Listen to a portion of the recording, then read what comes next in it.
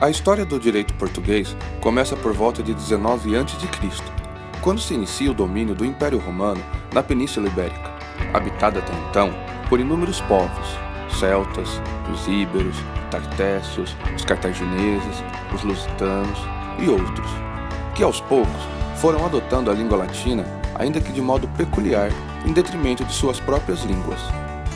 No início do século V, começam invasões bárbaras, em razão da hegemonia romana. Como a cultura hispânico-latina era forte demais para ser sobrepujada pelos germânicos, o direito romano adaptado sobreviveu. Para dirimir as controvérsias entre os visigodos, os hispanos e os galos romanos, foi elaborado então o direito visigótico. Por volta de 711, ocorre a conquista da Península Ibérica pelos muçulmanos, impulsionados pela necessidade de terras férteis, interesses de atividades comerciais e a explosão demográfica. Os muçulmanos influenciaram muito a cultura local. Contudo, foram sempre vistos como invasores durante todos os quase 7 séculos que ali ficaram. No campo do direito, os muçulmanos regem-se pelas leis de origem islâmica, porém, permitiam que os cristãos que habitavam a região antes da invasão ali permanecessem e continuassem se regendo pelo Código Visigótico, bem como mantendo suas instituições desde que pagassem os impostos. Qualquer um poderia se submeter ao islamismo se assim o desejasse. No período romano, além das leis vigentes em Roma, outras foram necessárias para regular especificamente determinadas regiões, devido às suas peculiaridades culturais. A jurisprudência baseava-se na auctoritas, ou seja, no saber socialmente reconhecido, mas desprovido de poder, distinguindo-se assim da lei que repousa sobre este, a potestas. A jurisprudência foi importante para se construir o direito em termos científicos, independentemente de qualquer ligação ou dependência específica ao poder. O direito prudencial também representou, com o costume, um setor do ordenamento jurídico que se situa originariamente fora da esfera de ação criativa do poder.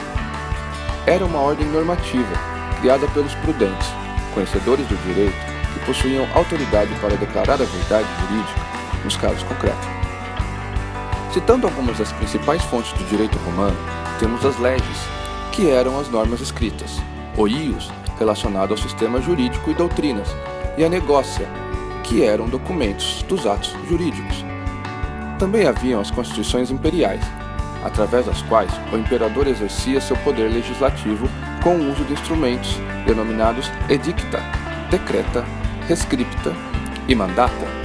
O senatus consulto, que era a competência do Senado em certas matérias de cunho político e jurídico.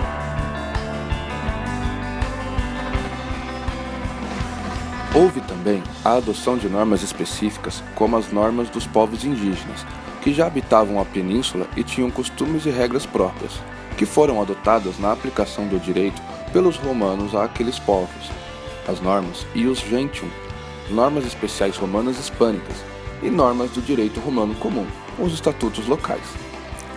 Nas invasões bárbaras, estabeleceram-se as influências do direito germânico.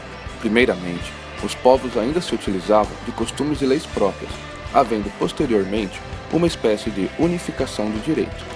Neste período, há de se destacar também as primeiras leis dos visigodos, leis consuetudinárias como o Código de Eurico, uma compilação de leis, as leis romanas aos visigodos, que visavam a aplicar aos romanos e visigodos as mesmas leis em suas relações, o Código de Teodósio, também uma compilação ajustada às necessidades daquele reinado, o Código de Leovigildo, que permitiu ainda mais a aproximação dos povos visigodos com os hispânicos romanos, diante da aplicação dos mesmos legados jurídicos.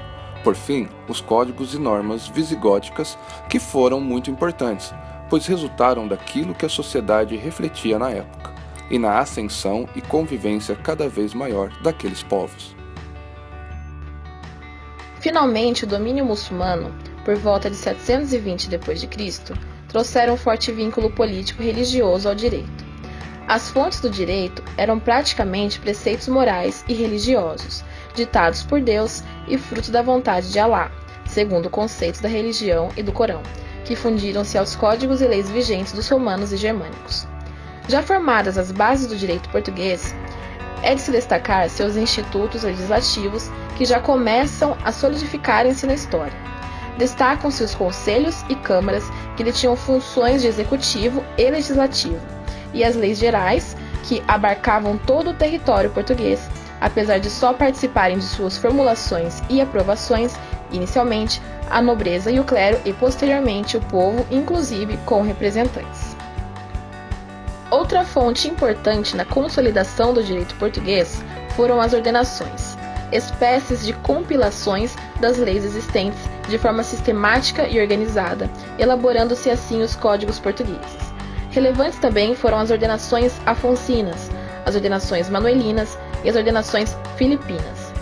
Nessas ordenações, que foram entre 1430 até 1602 aproximadamente, já havia uma divisão técnica, por assim dizer, do direito português, pois os livros que traziam as ordenações chegaram a ser divididos em Livro 1, Direito Administrativo e Organizações Judiciárias; Livro 2, Direito dos Eclesiásticos, do Rei, dos Fidalgos e dos Estrangeiros; Livro 3, Processo Civil; Livro 4, Direito Civil e Comercial; e Livro 5, Direito Penal e Processo Penal. Ressalta-se também o Código Sebastiânico, que vigorou ao lado das ordenações manuelinas como fontes suplementares ao direito, originando livros compilados de práticas no direito que tratavam dos ofícios e regimentos dos oficiais, da jurisdição e privilégios, das coisas judiciais e demais assuntos. Também merece destaque a Ação Pombalina, de 1769. O Marquês de Pombal, destaque na área jurídica de Portugal, criou a Lei da Boa Razão, na qual se estudava e regulava a aplicação do direito romano no direito de Portugal, o que foi motivo de grande avanço para os estudos do direito português. Portugal é atualmente uma república constitucional semipresidencialista e vive sob regime democrático.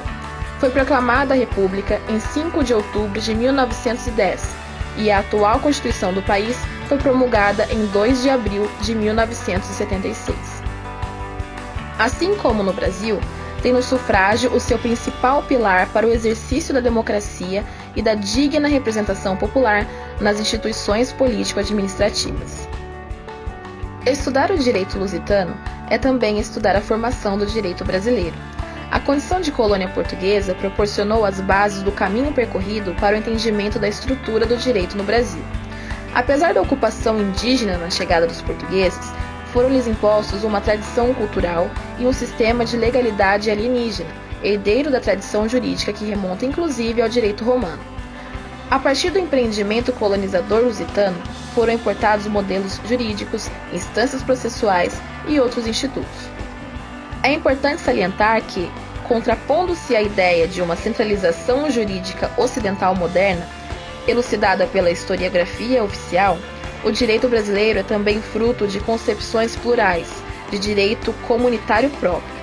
A diversidade é, portanto, palavra característica quando se busca compreender o direito luso brasileiro.